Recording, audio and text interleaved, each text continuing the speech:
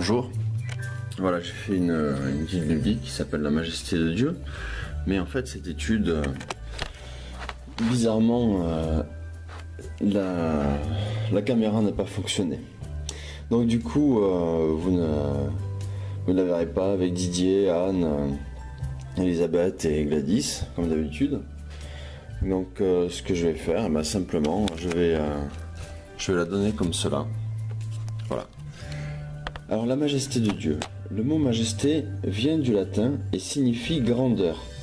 Parler de majesté à propos de quelqu'un, bien c'est reconnaître sa grandeur et exprimer le respect que l'on a de cette personne. Dans la Bible, ce mot exprime la grandeur de Dieu, notre Créateur et Seigneur. Donc au psaume 93, versets 1 et 2, voici ce que l'on peut lire. L'Éternel règne, il est revêtu de majesté. L'Éternel est revêtu, il a pris la force pour ceinture.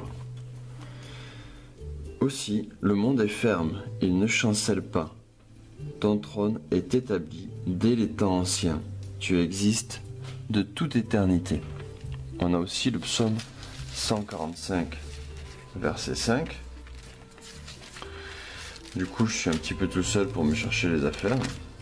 Psaume 145, verset 5. Voilà. La magnificence éclatante de ta gloire, je méditerai le récit de tes merveilles. On a aussi 2 Pierre, chapitre 1.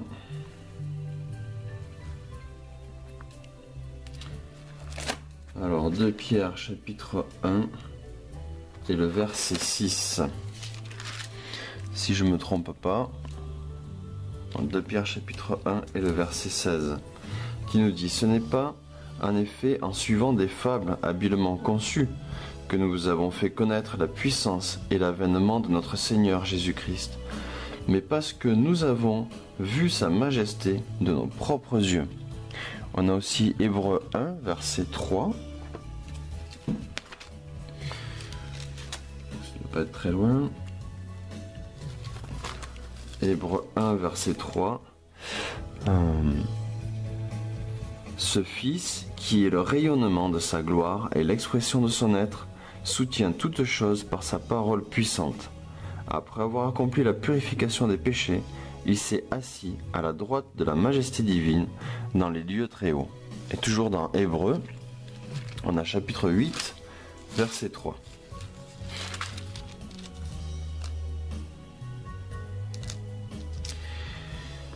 Tout souverain sacrificateur, en effet, est établi pour présenter des offrandes et des sacrifices, d'où la nécessité pour lui aussi d'avoir quelque chose à présenter. Là, je vais me tromper de verset. Bon, c'est pas grave. Donc, lorsqu'il se rapporte à Dieu, le mot majesté apparaît toujours comme une proclamation de sa grandeur et une invitation à l'adoration. C'est la même chose pour les expressions dans les lieux très hauts et dans les cieux, que la Bible utilise pour décrire la position divine, ce qui ne signifie pas que Dieu est éloigné de nous dans l'espace, mais qu'il nous est bien supérieur en grandeur et donc digne d'être honoré. Donc on va repartir dans les psaumes et on va prendre le psaume 48 et ce qui nous intéresse, c'est le verset 2. C'est ça. L'Éternel est grand, il est l'objet de toutes les louanges, dans la ville de notre Dieu, sur sa montagne sainte. Ainsi que le psaume 95.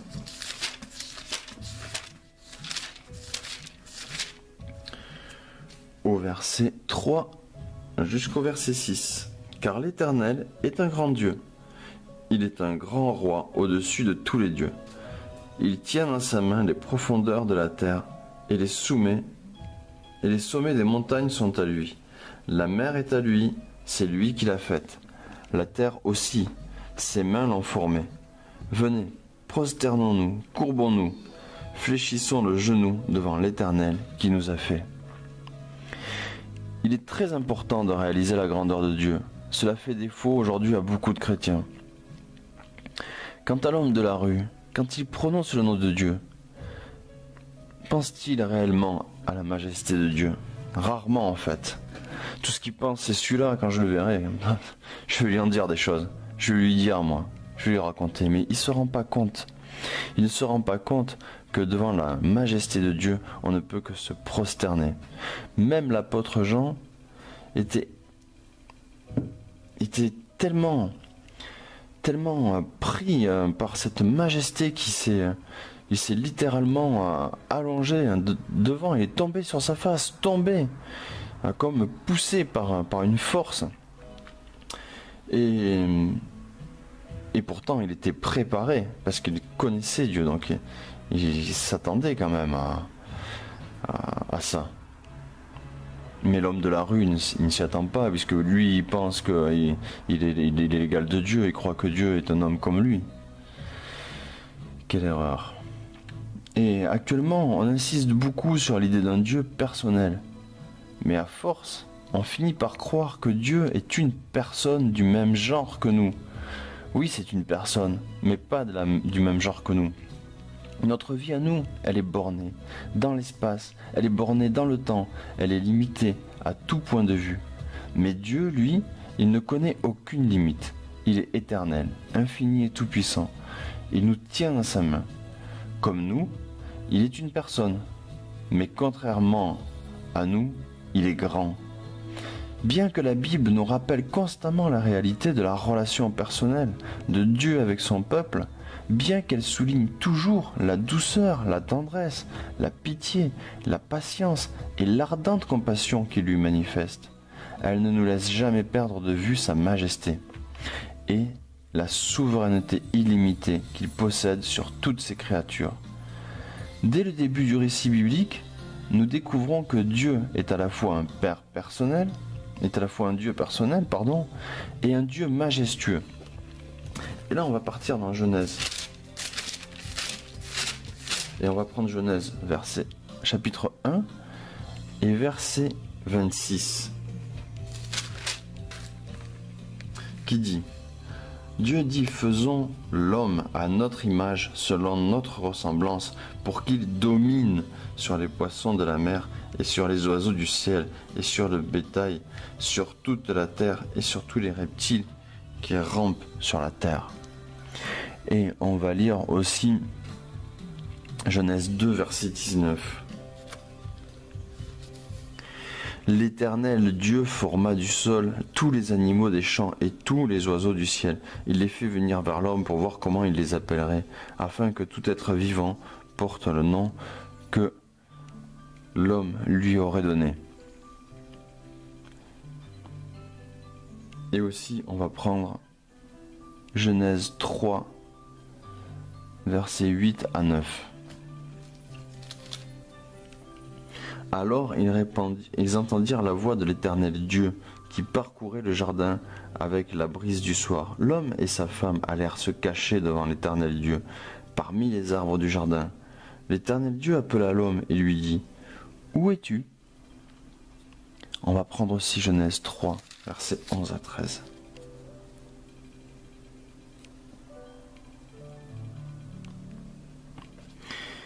L'Éternel Dieu dit: Qui t'a appris que tu es nu? Est-ce que tu as mangé de l'arbre dont je t'avais défendu de manger? L'homme répondit: C'est la femme que tu as mise auprès de moi qui m'a donné de l'arbre, et j'en ai mangé. Alors l'Éternel Dieu dit à la femme: Pourquoi as-tu fait cela? La femme répondit: C'est le serpent qui m'a induit en erreur, et j'en ai mangé.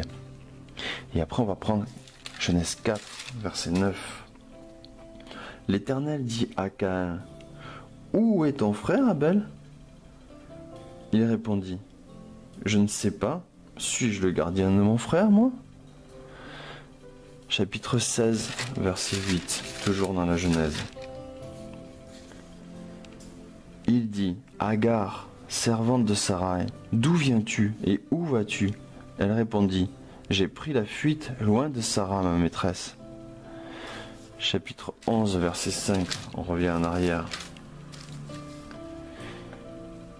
L'Éternel descendit pour voir la ville et la tour que bâtissaient les fils des hommes. Chapitre 18, versets 20 à 22. Vous pouvez vous demander pourquoi je lis tous ces versets, vous allez voir après. L'Éternel dit, « Ce qu'on reproche à Sodome et Gomorrhe est si énorme, et leur péché si grave, que je vais descendre et voir s'ils ont agi tout à fait comme je l'entends dire.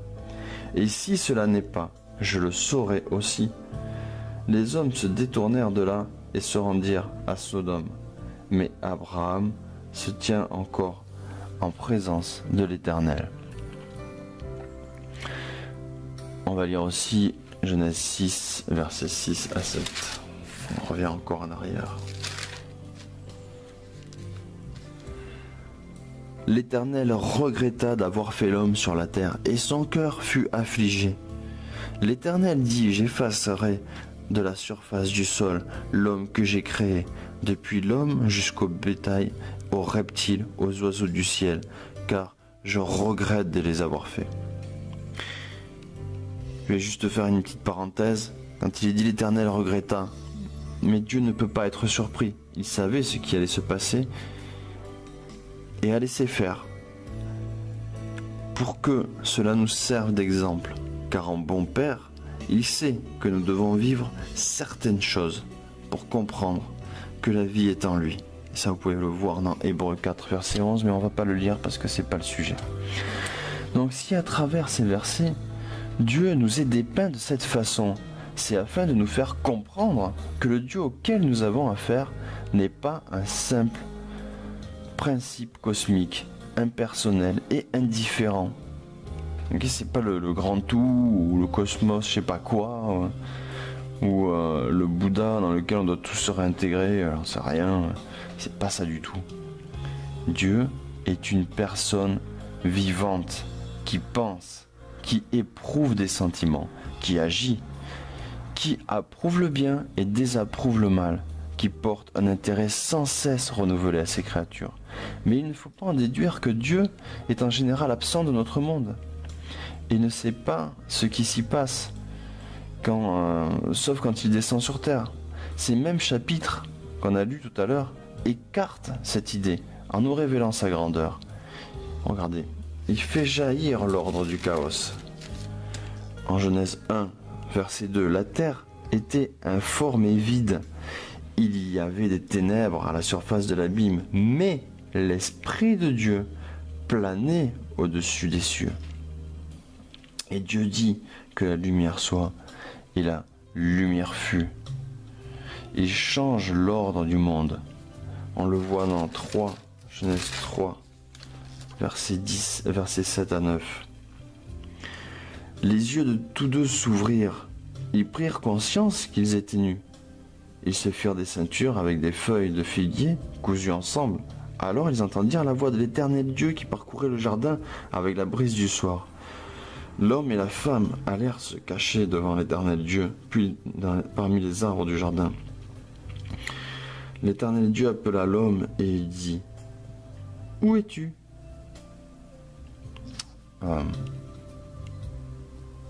Je me suis trompé. Oui, il change l'ordre du monde, c'est 17 à 19, j'ai pris 7 à 9. 17 à 19. Il dit à l'homme, parce que tu as écouté la voix de ta femme et que tu as mangé de l'arbre dont je t'avais défendu de manger, le sol sera maudit à cause de toi. C'est avec peine que tu en tireras ta nourriture tous les jours de ta vie.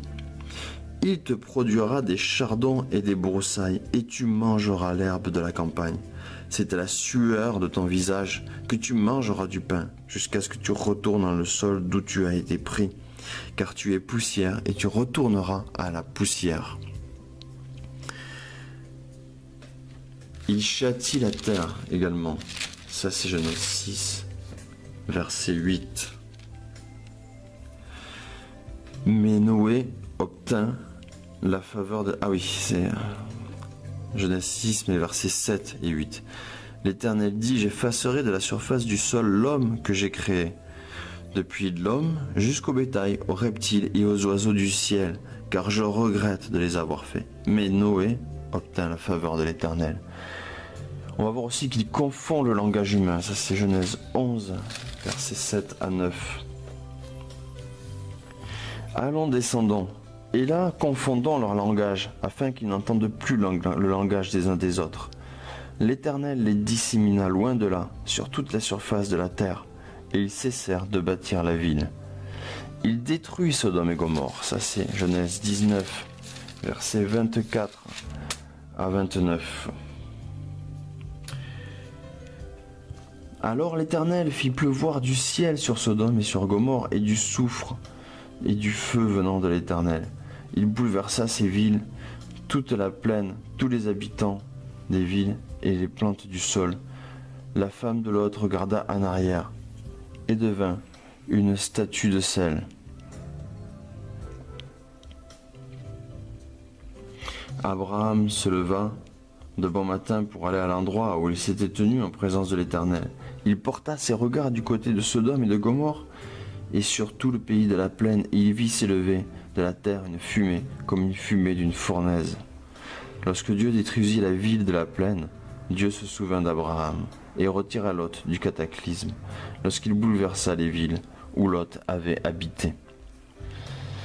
On va lire aussi que Abraham le décrit à juste titre comme celui qui juge la terre. Ça c'est Genèse 18, 25. Loin de toi de faire une chose pareille, mettre à mort le juste avec le méchant, en sorte qu'il en serait du juste comme du méchant. Loin de toi, celui qui juge toute la terre, n'agirait-il pas selon le droit? Et Genèse 14, versets 19 à 22.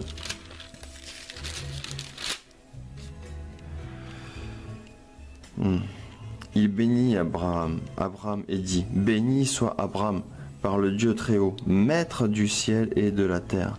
Béni soit le Dieu Très-Haut qui a livré les adversaires entre tes mains. Et Abraham lui donna la dîme de tout. Le roi de Sodome dit à Abraham, donne-moi les personnes et prends pour toi les biens. Abraham répondit au roi de Sodome, je lève la main vers l'Éternel, le Dieu Très-Haut, maître du ciel et de la terre. Il voit tout. Il a vu le meurtre d'Abel par Caïn. Ça c'est Genèse 4, versets 9 à 11. Mais il lui pose quand même la question, où est ton frère? L'Éternel dit à Caïn, où est ton frère Abel? Il répondit, je ne sais pas, suis-je le gardien de mon frère, moi? Alors Dieu dit, qu'as-tu fait? La voix du sang de ton frère crie du sol jusqu'à moi. Maintenant tu seras maudit loin du sol, qui a ouvert sa bouche pour recevoir de ta main le sang de ton frère.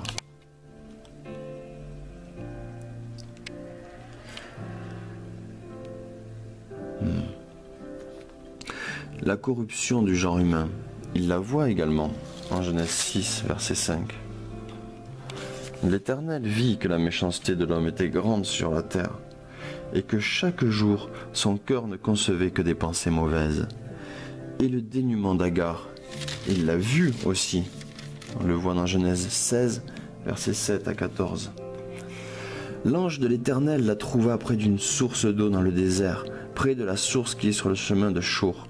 Il dit à Agar, servante de Sarai, d'où viens-tu et où vas-tu? Elle répondit, j'ai pris la fuite, loin de Sarai, ma maîtresse. L'ange de l'Éternel lui dit, retourne chez ta maîtresse et humilie-toi devant elle. L'ange de l'Éternel lui dit, je multiplierai beaucoup ta descendance, et on ne pourra la compter, tant elle sera nombreuse. L'ange de l'Éternel lui dit, te voici enceinte. Tu vas accoucher d'un fils, à qui tu donneras le nom d'Ismaël, car l'Éternel t'a entendu dans ton humiliation. Il sera comme un âne sauvage, et sa main sera contre tous, et la main de tous sera contre lui. Il demeurera face à tous ses frères. Elle appela l'Éternel qui lui avait parlé du nom de Ata El-Roi, car elle dit, ai-je rien vu ici après qu'il m'a vu? C'est pourquoi l'on a appelé ce puits le puits de l'Acharoï. Il est entre Kadesh et Bered. C'est avec raison qu'elle appelle Dieu El-Roi, un Dieu qui voit, et son fils Ismaël. Dieu se donne personnellement, El Shaddai, Dieu tout-puissant, et tout ce qu'il fait confirme son omnipotence. Maintenant, si vous êtes chrétien, je vous invite à prendre un instant et à réfléchir si vous avez déjà expérimenté la majesté de Dieu dans votre vie. Qu'est-ce que c'est pour vous la majesté de Dieu? Comment est-ce que vous intégrez cette dimension de la majesté de Dieu dans votre vie, votre marche chrétienne? Et si vous envisagez d'entrer dans un ministère ou dans de la louange ou le pastorat ou l'enseignement ou l'évangélisation, quoi que ce soit, est-ce que vous avez vraiment une idée de la majesté de Dieu? Si vous ne l'avez pas, je vous invite à prier.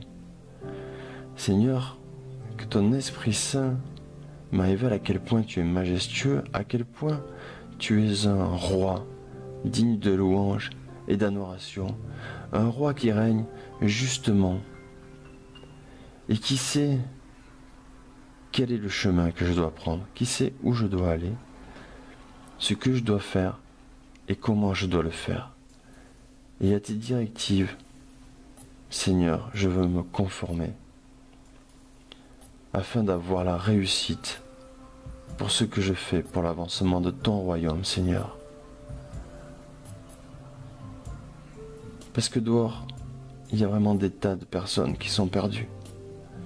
Et ils sont en train de mourir littéralement. Et on sait où ils vont, Seigneur. Mais sans toi, nous ne pouvons aller les chercher. Parce que c'est dans ton royaume qu'il faut les emmener, Seigneur. C'est là qu'ils auront la vie éternelle, auprès de toi, Seigneur Jésus-Christ. Voilà, je vous souhaite une bonne journée.